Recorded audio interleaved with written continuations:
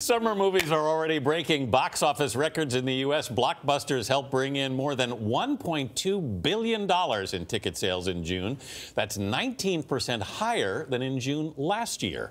Highly anticipated movies like Marvel's Ant-Man and the Wasp, Mission Impossible Fallout, and Crazy Rich Asians will hit theaters in July and August. It's a title I never thought I'd see. Erik Davis is managing editor at Fandango. Welcome, Erik. Welcome, Erik. All right, let's start with Mission Impossible Fallout, which is the 6th movie in the franchise. And what do we expect here? I love these movies. You know, Tom Cruise, there's no one of Tom Cruise's status who literally risks his life to make these movies, to give the audience something they've never seen before on a big screen. For this movie, this guy jumped out of a plane 100 times to tape this 3-minute skydiving sequence, got his helicopter's pilot's license just so he could be the one flying the helicopter for a wild chase sequence. You know, they deliver everything, the thrills, the chills, the humor. It's got a nice ensemble cast. There's a mystery to it.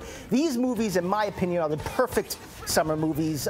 And Cruise, he knows how to deliver them. I agree. I have a theory that every movie that he's in, he's required to run in. Because he runs in every single. Yes, it is. But these movies, especially the Mission Impossible, we're up to so many now, and yet they continue to bring in huge numbers. Yeah, they're just very well done. And director Christopher McQuarrie, who is on this one, he's the first one to do 2 back-to-back Mission Impossible movies. I think he's a really talented guy.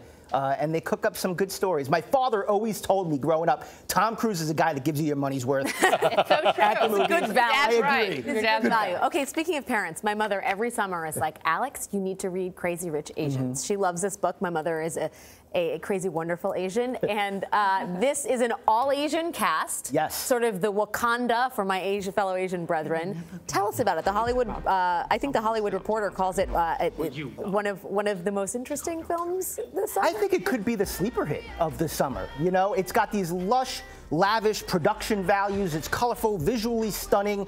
You know, it's got a lot of music to it. It's a musical movie, but it's not a musical. It reminds me in that way of like a Dirty Dancing. You know how Dirty Dancing is the kind of film where you've seen it 1,000 times. Every time it's on cable, you can't not watch it. Yeah. I think Crazy Rich Asians is going to be that film for a lot of people. The title is catchy. Yeah. Yes. And the trailer's intriguing as well.